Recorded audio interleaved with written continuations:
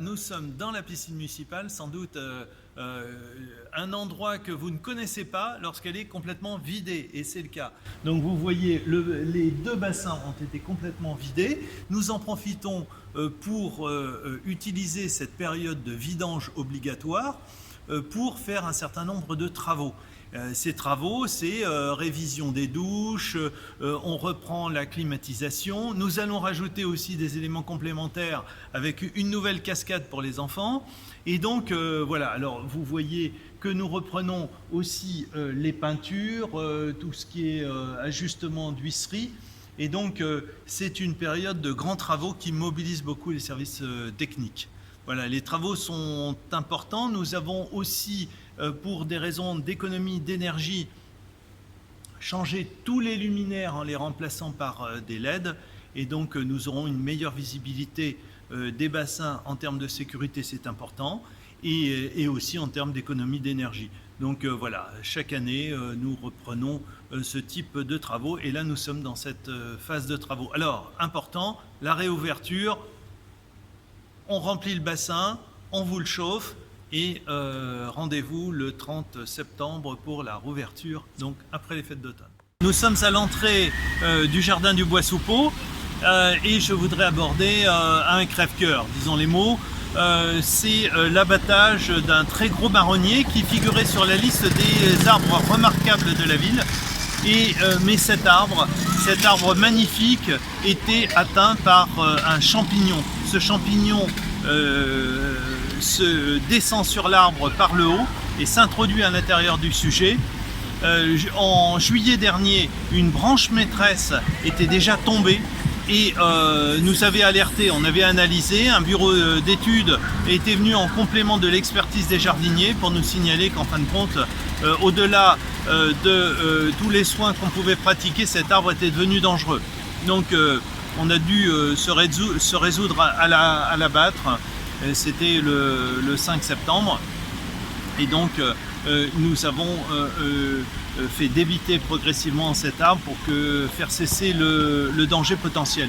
Mais bien sûr, nous allons replanter, et nous allons replanter une belle essence, c'est-à-dire un chêne, en référence avec le Bois-Soupeau, puisqu'on y trouve de nombreux chênes. On y trouvait de nombreux chênes et encore quelques-uns ici. Et donc c'est un beau sujet qui va marquer l'entrée du Bois-Soupeau. On attendra la Sainte-Catherine comme il se doit, c'est-à-dire le mois de novembre, pour pouvoir replanter. Et donc on plantera un beau sujet d'environ une quinzaine de mètres, un sujet qui deviendra assez rapidement remarquable pour donner une identité, l'identité environnementale et verte de notre ville. Nous sommes sur les quais de Seine et sur des travaux qui sont assez conséquents, puisque nous sommes en train d'installer des garde-corps. Alors ces garde-corps s'inspirent de ceux qu'on a déjà déployés plus haut, et donc on va les tirer jusqu'en limite d'Ablon, où un peu plus loin nous n'avons plus de garde-corps du tout, et sur ces espaces-là, une ancienne génération qui méritait d'être renouvelée. Voilà.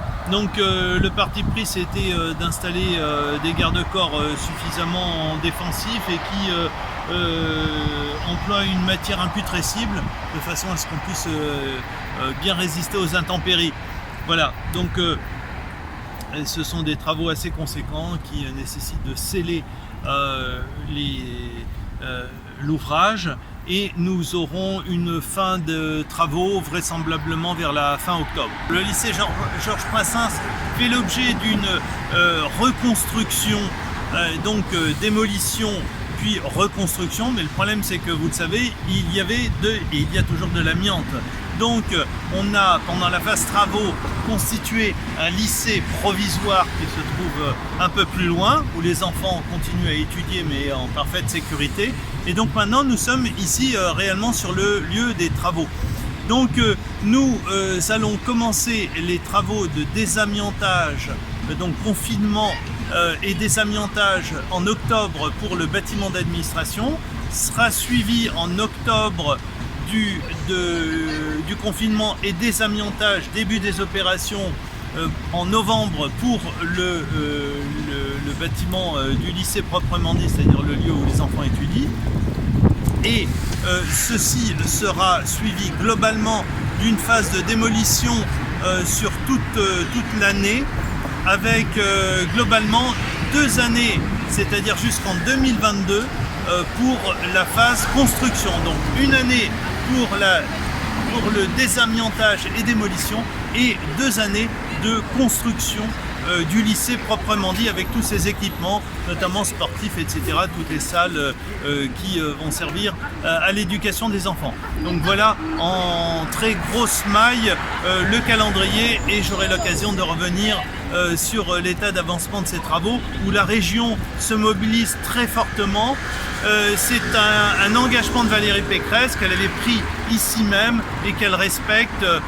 C'est un projet très important, très lourd pour la région qui porte le projet.